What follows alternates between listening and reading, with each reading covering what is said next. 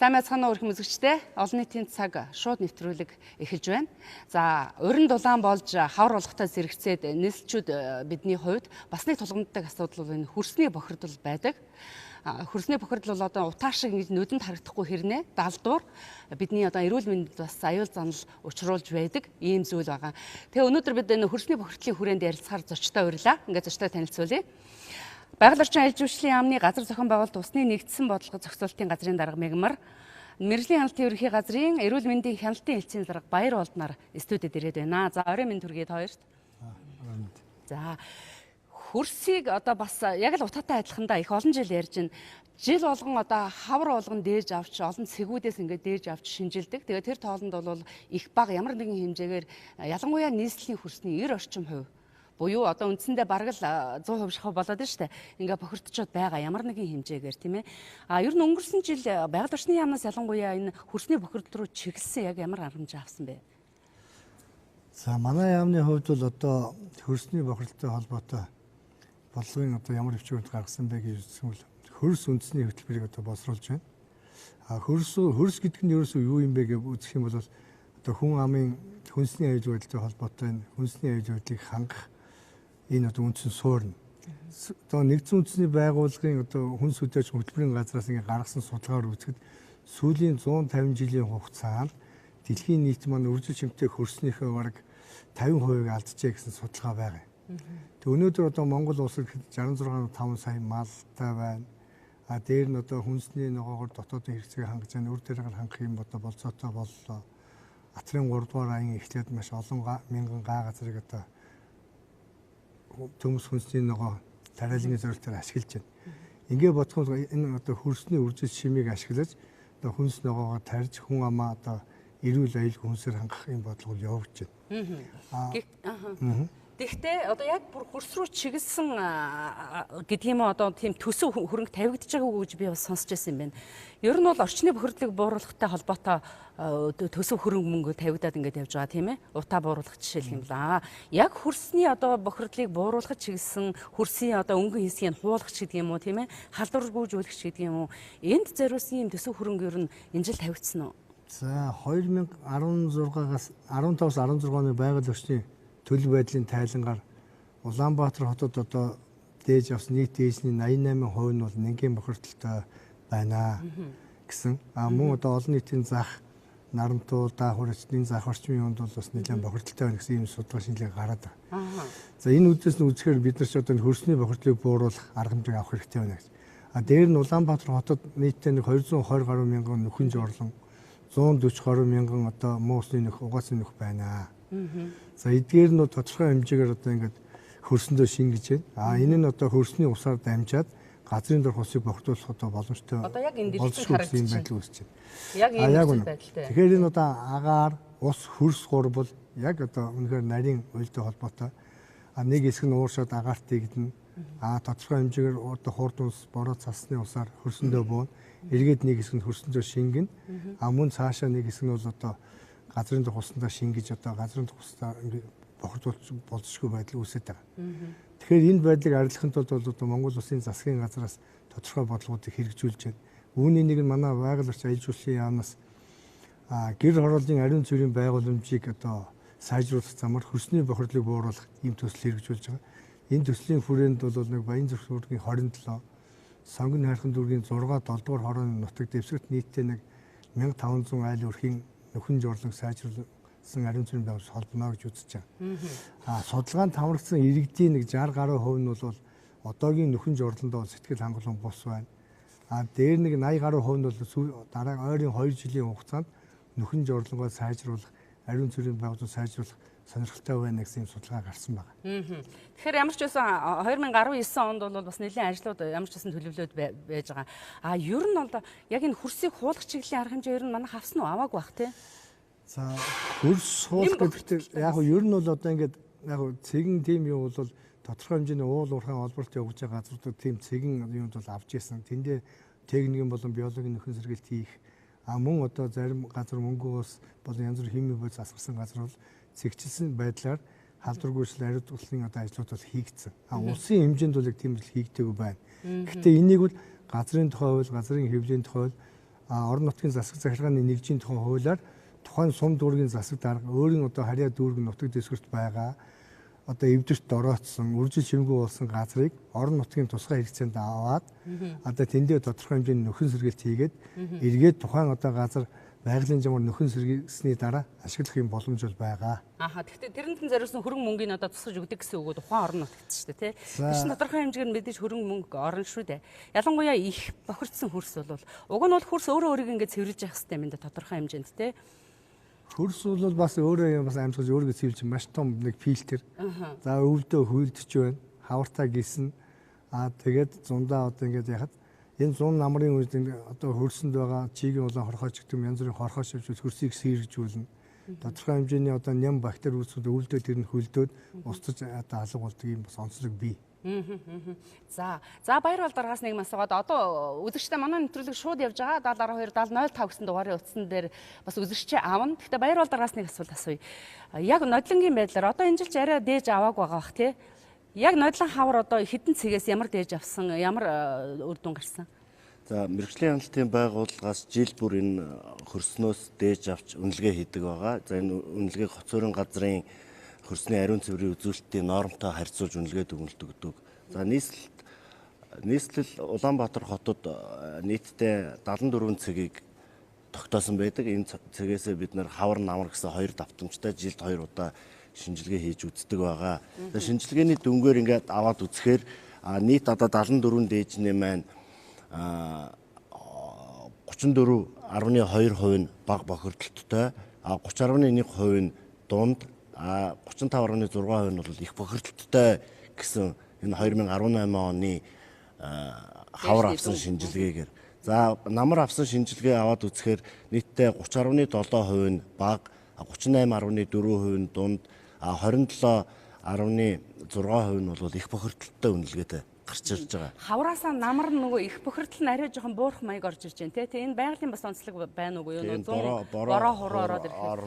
Тэгээ нөгөө мэдээж халалт явагдана. Тэр одоо мягвар дарах хэллээ шүү дээ. Хөрсний өөрийн тэр биохимийн процессын дүнд бол энэ бохирдлууд ихсэж багасч идэг юм зүйл байгаа. Ингээ бид нэр дүүргүүдээр нь аваад үзэхээр Чингэлтэй Баянзүрх хан уул сонгон хайрхан дүүрэгт бол хөрсний бохирдол их байхад одоо баг хангай дүүрэг хамын ягтрал багтай багнуур дүүргүүдэд бол харьцангуй бага төвшөнд бохирдол багтай бол гардаг байгаа. Тэгэхээр энэ хөрсний бохирдол гэдэг маань өөрөө яг энэ хотчилж хүн амын ягтралтай бас холбоотой байна гэж бол дүнгаа. За үзэгч авъя. Үзэгчтэй холбогдъё. Ano? Үзэгч авъя. Ano? Үзэгч авъя. Байн холбогдсон байна. Байн холбогдсон байна.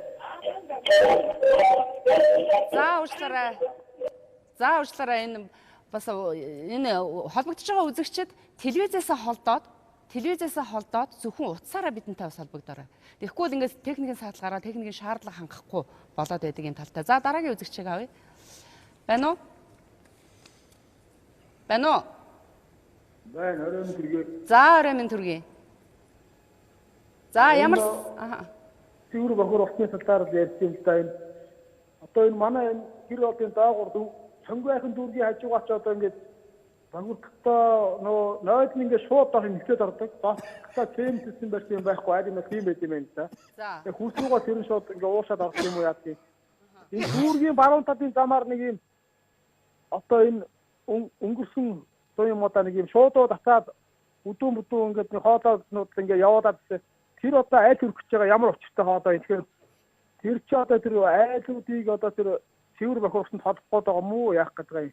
Тэр талаар асуух гээд одоо яг энэ юунаас дүүргийн баруун талаар ингээд нэг зам байгаа галангийн зам гэдэг. Тэрүүгээр нэг нь яваад байгаа маа. Тэр ямар учиртай юм. За энэ танаа хамааралтай асуудал байна уу? Хашаандаа ухаад юм бэ.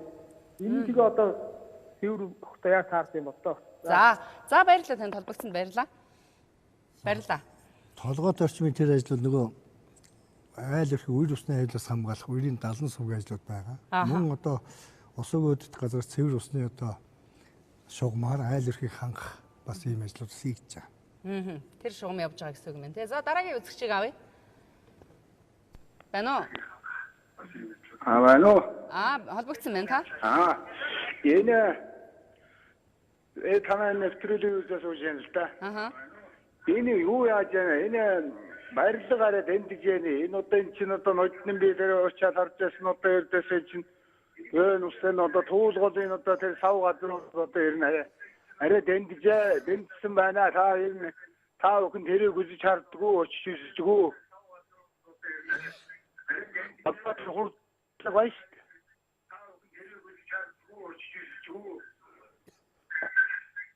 Таны яриа сонсогдохой болоод эхэллээ шүү. Хурдлага одоо барилга байж шүү дээ. Одоо тэр жишээ нь одоо тэр олон давхрууд тэгээд судхаад ирчихсэн доор нь зүгээр нодны тусгай очиж. Одоо тэр чинь юу яаж одоо хөрсний үсийг бохирдуулаад бүтэн цементүүдээр хольж судхаад дахиад одоо тэр туулгуулаар судах шүү дээ. Энэ одоо тэр нөгөө газрын хөрсний үсийг чинь бүтэн тэрчээр нь бохирдуулаад байхад энэ дээр нь манай мэрэгжлийн хяналтын юмсууд очиж харддаг юм уу? Яг та хаана баригдаж байгаа барилгыг хэлж байна? Тодруулбал. Аха. Би одоо яг тэр одоо төв цэнгэлтийн цаат талд байгаа тэр юугаар шинэ барилга байгаа. Хурд компани. Тэр одоо ердөөсөө ноднаас ороод ингээд очиход ердөөсөө тэрчээрээ дүүрэн өдөр харж байгаа юм шиг. За ойлголоо таны саналыг ойлголоо. Баярлалаа танд. Холбогдсон баярлалаа. За 2018 онд бол одоо сүүлийн 20 жил ороогүй их тийм их хурд унс бороо орсон байгаа. Тэгээд Улаанбаатартын хөрсний усны түвшин одоо асар их нэмэгдсэн.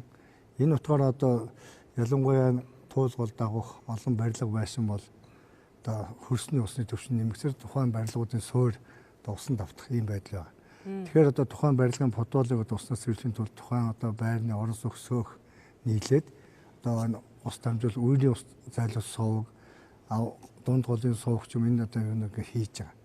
Энэ дээр л тодорхой хэмжээний мэрэгжлийн хяналтын газраас бас хяналт тавьж хаанаас ямар хэмжээний яаж байгаа нэг талаас хийн нөгөө талаас бол ус сувгийн удирдах газраас яг энэ ямар барилгаас хичнээн хэмжээний шугамар ус нийлүүлж байгааг хянж үзээд тэр одоо төв зөвлөх боломжийн ачаалт цэвэрлэгийн төвшөнд хэрхэн нөлөөлж байгааг судалж байгаа.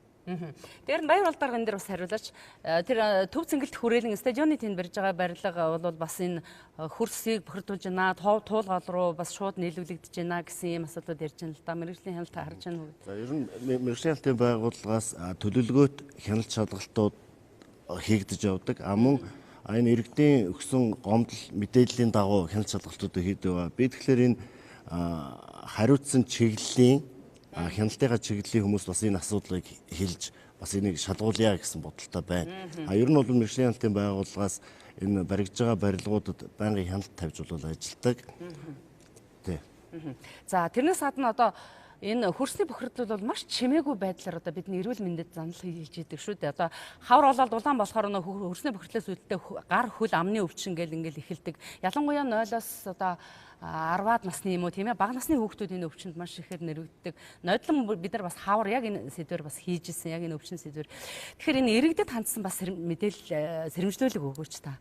Ер нь яах ёстой вэ? Одоо ингээл яг жордон дотор ингээл гიშгсэн гутлаараа гэртээ гიშгээд явж байгаа шүү дээ гэр хорооллынхан. Тэрэн дээр нь хүүхдүүд нь мөлхөөд явж байгаа. За магадгүй унагаасан юм аваад идж байгаа ч гэдэг юм уу. Ингээд л янз бүрийн өвчин ян үүсээд байна шүү дээ. Манай байгууллагаас яг жил болгон хийгдэж байгаа хяналт шинжилгээний дүнгээ бас энэ өвчлөлийн байдалтай уялдуулж судалж үздэг. Тэгэхээр энэ хөрсний бохирдол маань өөрөө энэ эзний халдвартай шууд хамааралтай байна гэсэн судалгаа байдаг. Тийм учраас ерөөсөө хөрс бохир байна гэдэг чинь одоо ус бохирдно, хүнс бохирдно ер нь энэ халдварт өвчнөний гаргалтанд бол маш их нөлөөтэй байдаг. Тийм учраас иргэд маань одоо хамгийн түрүүнд бид нар хөрсөө бохирдуулахгүй байх тал дээр бол онцгой анхаарах хэрэгтэй те. Сэр нус шүлсээ хайж гэн, аял задгаа бийцж гэн, угаац үнс хогоо хайж гэн. Энэ бүхэн бол өөрөө хөрс бохирдуулах гол их усүр байгаад байгаа тийм үү. Тийм учраас эхлээд өөрснөө хөрсөө бохирдуулахгүй. За нэгэнд бохирдсон хөрс байна.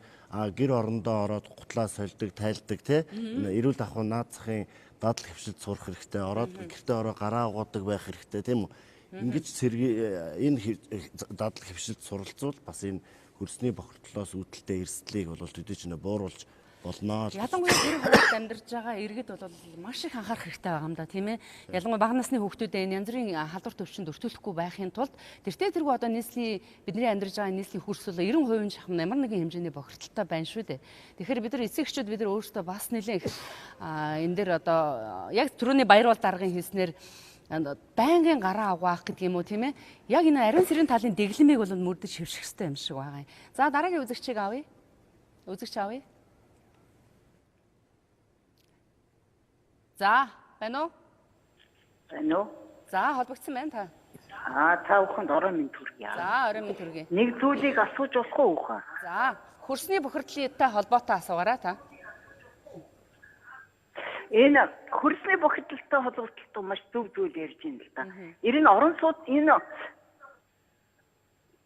гэр хорооллын гудамжинд ер нь судалгаа хийдгийн болов энэ хөрсний бохирдолтой. За. Мөн сая яг энэ асуудлыг ярьсан баяр бол дарга ингээд хавар намар болгон дээж авч шинжилдэгэ гэ та дөнгөж сая үзэж ах шиг байна тийм ээ. За, өөр ямар асуулт байна? Би саяхан үзсэн. Гэхдээ ер нь гудамжинд энэ гэр хорооллын гудамжинд хүмүүс маш их угаацсан асгадаг шүү дээ. Тийм. За, та шууд яриарай. За, тасарчлаа. Энэ магадгүй зөв үзэгчд бас ингээд дөнгөж сая суугаа эргүүлээд манай дээр тавьж үзсэн байж магадгүй. Тэр нэг манай хүмүүсийн бас нэг зан үйл байна. Ялангуяа одоо ингээд өөрсдөө тэр муусны нөхч орлондоо угаацаа их оронд өөрийн хашаа юм өөрийн гэрэл зүгээрэл гудамдаа авч асгачдаг. Агуул үнсээ асгачдаг. Энд чи яг эргээд газар гисээд одоо хөрс явах үед бол тодорхой хэмжээр бохирд явна, агаар дэгдэн, хөрсөндөө шингэн. Ийм байдлаас болоод тэр одоо янз бүрийн өвчин дэгдэж болцсохгүй болоод байна. За баяр бол дарга энэ. Энд дээр саяны үзэгч гэр хорооллын хөрсний бохирдлыг асууж байна л да. Энэ 6 дүүрэгт хийсэн шинжилгээний дүнгээр ингээ аваад үзэхээр яг энэ гэр хороолол тал руугаа бол энэ бохирдол маш их бохирдолтой байдаг. Энэ нь өөрөө яг бидний хэлсэн нүхэн жорлон муусны нүх гудамж талбайдаа угаацаа асгадаг энэ байдалтай холбоотой. Дээр нь бас өнгөрсөн жил бороо хур ихтэй байсан гэсэн. Тэгэхээр өнөөдөр борооны ус одоо 0 жорлонд нь ороод хайлаад те ерөөс тэр орчин ном бол бохирдуулах юм асуудлууд байдаг тийм ба. Тийм учраас одоо энэ стандартын шаардлага хангасан нөхөн жорлон бий болох тий иргэд өөрийнхөө энэ хэрэгжилж байгаа жорлонгуудаа стандартын түвшинд хүрэхэд асуудал хамгийн чухал байгаа. Өнөөдөр 4 төрлийн жорлонгийн шийдлийг Монгол улс стандартаараа батлаад мөрдөд ажиллаж байгаа. Үүнийг иргэд бас сахиж мөрдөх хэрэгтэй. Одоо энэ бион ойлыг бол бас одоо үн ханшны хувьд бол ямар байдгийг энийг бол бас нэлээд тэнд хэрэглэх хэрэгтэй юм шиг байна тий. Бион ойл. Одоо яг энэ манай яам дээр хэрэгжиж байгаа гэр хорооллын ариун цэврийн байгуульчийг сайжруулах замаар хөрсний бохирдлыг бууруулах төсөл хэрэгжиж байна. Энэ төслийн хүрээнд одоо нэг бион ойл одоо эко нойлын хувьд нэг 400 мянга орчим төгрөгөөр бүтэж байгаа. За тэгээ энийг одоо ийм сая одоо баярууд даргын хэлтгэр тэр 4 стандартын дагуу өөрсдийн гарын дорх материал ашиглаад өшөө одоо хэм даргаар хийх боломжууд байгаа.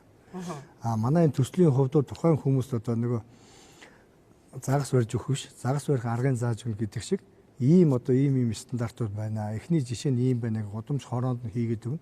Тэгээ тэндээс хараад хүмүүс тэрийг одоо гудамж хорогоор нэвтрүүлэх боломжууд бас байгаа. Тэгэхээр ямар ч гэсэн нэг айлаас ерөн сая гаруй төгрөг гарна гэсэн үг үү те нийт өртгөн нь бол тэгж бүтэж штэ. Тэгэхээр гэр хороолд бас сая гаруй төгрөг гаргаад толгой дараалан хийх хүн хэр байгаа вүлээ гээл тийм ээ амьдралын төвшөнтэй харьцуулаад үзэхэд өөр одоо ямар боломжууд байна. Төслийн хүрээнд бол үнгүй хийж өгч байгаа. Тэгээ энд бол голцоо өрх толгуулсан эмэгтэй амжиргааны баталгааж өгөх төвшнгөөс доорх төвшөнтэй амьдралтай гэх мэтлээ одоо ийм улсуудын одоо амьдрал бол хэрэгжүүлж өгч байгаа. Зарим нэг болцоотой улсууд бол өөрсдөө хийгээд хэрэгжүүлж аваад явах боломжтой. За үзэгч авъя. Байна уу? Ваа. За холбогдсон байна та. За уул нь наад чинь зүг зүйтэй нэвтрүүлгээ. За баана. Наад чинь зүг зүйтэй нэвтрүүлгээ л дээ. За та шууд яриа. Умурхан хашаанд байгаа айл үйлчингөө угаацаа хаана асах вэ? Гэртээ байх уу? Жаахан амьдралд ойр хөрсөнд буусан юм ярил. Одоо орон сууцсан ахуйхан барихыг л бод. Тал талаас нь 9 жилийн ийм хашаад дэмий юм яхаа. Тинч наалтайгаа цуг бай гэж бодохгүй шүү дээ. Ойлгомжтой. Наадах ч бол хичнээн судлаа жил өхөн судлан жил өхөн дээж авлага нь ямар ашиг байгаа ямар ч ашиг байхгүй. Та өөрөө гэр хороолт амьдрал дээр амьдралгүй нэвтрүүлэг байна. Та аль хорооноос аль дүүргээс олгож байна? Та гур одоо ер нь одоо умар хашаад тэгээд хурцын угаасаа хаана асах вэ? Гэртээ байх уу? За. Баярлалаа танд. Гэхдээ манай хүүхдүүд хотод байна л да. Ааха. За баярлалаа танд. Холбогдсонд баярлалаа. За зүгээр. За. Сайн иргэн бол ярьж байна л да. Одоо угаацаа яах вэ гэдэг асуудлыг ярьж байгаа. Мэдээж нэг нөх мөх гээл одоо байх байлгүй дээ эн чинь. Уг нь одоо тухайн айл хашаанда одоо 0 жорлогынхаа нөхрийн нэг тустай, муусны нэг тустай байх хэвээр. Гэтэл улаан төрөний тоо судалгаар Улаанбаатарт 220 гаруй мянган нөхөн жорлон 140 мянган одоо муусны нөхтэй байна. Тэгэхээр муусныхаа нөхрийг хийдгүй байх нь. Одоо юу бол айл өрх нь бол юугүй шүү дээ. Одоо муусны нөхгүй. Тэгэхээр тэр айлууд чинь гэртээ байлгаад ахын үгүй саяын сонсогч хэлдгэр гаргаад хашаандаа алгаж. За магадгүй нэг айл хөдөө өвлжөө буусан нэр мө хөдөө байж байгаа дасгах чинь нэг өөр асуудал. Гэтэл одоо тэр гудамжаараа бүгд тэр чигээр асгах юм бол одоо эн чинь нэг талаас альтергаа гулгаа үүсэж जैन хүмүүс одоо тэндээс өглөөр явж байна. Нөгөө талаас яг уур амьсгалын ингээд дулаараад эхлэнгүүт нөгөө тэр одоо бохирдолчин үсээд хөрсний бохирдол үүсэж जैन. Юу эндээс болоод нөгөө хүүхдүүд чинь ороо хичээл тарж яаж юм годомдоо бөмбөг тоглоно одоо хичээлд явахдаа ирнэ. Тэгээд одоо эн чинь гар хуруугаар дамжиж одоо бохирдож янз бүрийн халдварт. Тэгэхээр энэ дээр ирээдүйн өөрсдийнх нь одоо хариуцлага гэж нэг юм бас байгаад байгаа байхгүй юу тийм ээ? Одоо нэг үлэхэд бас ингээд төрөөс болон бусдаас ямар нэг шаардлагаас илүү бусдын сайн жишгийг хараад өөрийгөө өөрчлөх нөгөө хандлагаа өөрчлөе гэдэг юм суралцах хэрэгтэй байна. Тийм шүү. За дараагийн үзэгчийг авъя. Бано. За сайн байна. Холбогдсон байна. За байна. За орой минь төргий танд. За баярлалаа та бүхэнд орой минь. За юм асуух гэсэн байна. Юу одоо нефтийн бүтээгдэхүүн тэгээ жишээ нь машины маасл гэртээ машинтай хүмүүс зөндөл байгаа гэр оролт одоо машина асуух хүмүүс байгаа. Тэгээд тэр хөрсний маасл яг хоо жорлонлогоо асгачаад 100 ялаа шамал шавдгүй гэдгийг. Тэг ер нь тэрийг жорлонлогоо асахгүйгээр өөр яаж одоо шийдэх, устгах, зайлуулах боломж байдгийг. Тэр талаар зөвлөгөө өгөөч. За баярлалаа. Би бол үнийг хэлэхэд ноолгууд хэлэхэд бол шууд угаал асгачдаг. Жорлонлогоо. Тэгээ саяхан нэг нэвтрүүлэг үзчихсэн тэр нэвчлэлийн талаар судалгаа хийж байгааг хараад нэг улаан бодис тусаагаад тэгээд нэг цагийн дараа ч гэлээ 15 минутын дараа ч гэлээ хэр хол шингэсэн байна гэдэг нэг юу гарч ирсэн л да тийм бодлоотой нэвтрүүлэг. Тэрийг хараад ер нь би бас тэгэж масл тасаа бас хамаагүй асах юм дэмийчин байна гэж бодчихлаа. Тэгээд тэр масл тасыг ер нь бас яаж устгаж. За баярлалаа танд. Баярлалаа танд. За хариултаа та телевизээрээ хүлээж авчихсан. За баярлалаа дараагийн за. За яг ер нь одоо ингээд машины одоо хаягдл масл одоо сольсон маслыг бол жорлын хүмүүсийн нөхрөөгөө хийх нь бол үнэхээр зохимжгүй. Яагаад тэгэхээр одоо манай Улаанбаатарын хувьд бол голцоо одоо голын хөндийн дагуу аливаа хурц байна. За яг хотын зах хэсгэр жоохон үнцэн чулуу одоо явны хурцууд байгаа. Гэхдээ энэ бол хөрсний усаа бохирдуулах эргээд одоо тэр нефт химийн бүтээгдэхүүн чинь цэвэршгэд маш удаан хугацаа зарцуулна. Нэг талаас тухайн үед одоо юу гэдэг нэг тэр жорлынхаа үнэрийг дараад ялаа батган одоо шавхын нэг одоо ингээ багсах юм шиг мөртлөө эргээд бүр уснасаа одоо тэр муусны нөх угаасаа хийснээс ч бүр доор юм гарна. Энэ хаягдл маслаа яах вэ гэхээр энэ автосферын газар чи өөрсдөө юм сольж байна. Сольдог газар цуглуулад хаягдл одоо масл нефт бүтээгдэхүүн босруулдаг тийм одоо цехүүд юмд байгуулагдсан. Тэнд авч өгөх юм бол одоо үр дүнтэй болно гэж бодож байна. Тэгээд баярлал дарга энэ нэр энэ дизель түвш янз бүрийн юу руу хийхээр эргээд ялгарч байгаа хор хөнөөлн бүр илүү байна үстэй. Тэгээ угаасаа газрынхаа хөрсөөр дамжаад яг нөгөө гүний ус хөрсний усаа бохирдуулах нөхцөл бүрдэж байна. Тэгээ энэ өөрөө нефтийн бүтээгдэхүүн чинь маш удаан задарч арилгахгүй байна гэдэг чинь яг эргээл өөрснийгөө хордож байна. Усаа бохирдуулж байна л гэсэн үг. Эргээд хор хөнөөлн. За одоо маш цөөхөн минут үлдсэн байгаа учраас үзэгч шахахгүйгээр бас мэдээлүүдээ өгөөд явъя гэж бодож байна. Дээр нь одоо ингээд 100 цаг болж байна. Одоо ялаа гэдэг бол хамгийн ихээр одоо энэ гидсний янз бүрийн сахамсар вирус ч юм уу нөгөө бохирдсан хөрсөн дээр чинь суугаал ингээд дамжуулж яадаг зүйл байт юм байна л да. Тэгэхээр мэдээж яг ялааны одоо хөлийг бол мэдээж хүн төрөлхтөд хязгаарч хорж чадахгүй учраас энэ бол одоо ингээд 27 цаг ирэх гэж байна. Тэгэхээр энэ дээр бас зөвлөгөө өгөөч. Баярлалаа дарга. Одоо дулаар нь ялаа ботх нь бол одоо гарна шүү дээ. Тэгэхээр одоо нөгөө эрүүл ахуй ариун цэврийн сахих асуудлыг л ярина өнөөдөр. Хүн бохирдсон тоолонд нь гараа угаадаг, аяг тавгаа угаадаг, битүү савнд хадгалдаг. Тэгээ өнөөдөр энэ ариутгал халдваргүйтгэлийн компаниуд гэдэг үүгээр ялааны агуулдааны устгалыг удирдал ухтаад хийлгэх хэрэгтэй. Энэ бол яг жорлон мус нөхний ойролцоо хөрснүүд дээр бас энэ халдваргүйтгэлийг бас хийдэг. Ялааны өндөг агуулдаг устгах ажлыг бол бас хийдэг байна. Тэгэхээр тогтмол тавих хэрэгтэй юм байна. За. Гэр хорооллын одоо нойлын хувьд бол бас нэг шинжилгээ ухааны актемийн одоо инкубатор төвөөс гаргасан EM1 гэдэг нэг бодис байна. За. Тэр бол одоо тэр тухайн одоо нойлыг бодисыг ариутгах цэвэрлээд янз бүрийн үнэргүй ялаа шумуулж авахгүй тийм болгож байна. Тийм одоо олон төрлийн хаан зарагдаж байна. шинжилгээ ухааны актемийн одоо инкубатор төвгөөд тэн дээр одоо зарагдаж байна. EM1 гэдэг тийм бодис байгаа. За үн таньшин боломж нь одоо гэр хорооллынхаа маань аваад литр нь одоо 41,000 төгрөг байгаа. Тэгэл одоо тухайн нойлд ингээ хийхэд сардаа 1-2 ширхэг хийчихээ тэгээд тэр ариун цэврийн байгууламж янз бүрийн үнэр байхгүй дээр нь ялааш авахгүй юм боломжууд байна. Нөгөө талаас уламжлалт бидний аргад одоо хуурай холормын тодорхой хэмжээгээр бас хэрэглэх ийм боломжууд бас байна. За нэгэнд хөрсийг хуулаад, өнгөн хэсгийг хуулаад, халдваргүйжүүлээд ийм ажил бол одоохондоо хараахан хийгдэггүй байгаа гэж ойлгож байгаа шүү дээ, тий? Нэгдүгээрт. Хоёрдугаарт одоо сая тэр дээрж авсан байдлаас харахад нэг за Улаанбаатар хотын хөрсийг нэг 100% юм а гэж үзэх юм бол 30 гаруй хувь нь бол их өндөр хэмжээнд бохирдсон гэж байгаа. Өндөр хэмжээнд бохирдсон гэдэг бол одоо тэр хөрсийг хуулахаас өөр ямарч боломжгүй эсвэл суурьшлийн бүсийг одоо нүүлгэн шилжүүлэх тийм ээ. Ийм л зам үлдээд байгаа шүү дээ. Тэгэхээр ийм хэмжээнд одоо бохирдсон хөрс байж байна гэдэг чинь одоо бид яах вэ цаашдаа? Мэгүр дарга. За энэ одоо улсын хэмжээнд янз бүрийн бохирдлын цэгүүд бол нэг цэгэн маягаар байгаа. Түүнээс ш одоо нийт маасаар Улаанбаатарт хэдэн сая га газар ч гэдэг ийм маасаар бол тэгж ярьж байгаа болохгүй. Тодорхой хэмжээний шинжилгээ хийж байгаа газрууд байна. Яг авсан дээжний нэг 78 дээжний 30% нь бол өндөр бохирдолтой байна. Тэгэхээр тэр нэмгийн бохирдол. Тэгэхээр тухайн цэг дээр нь одоо ариутгал халдваргүйжүүлэлтийг хийх хэрэгтэй.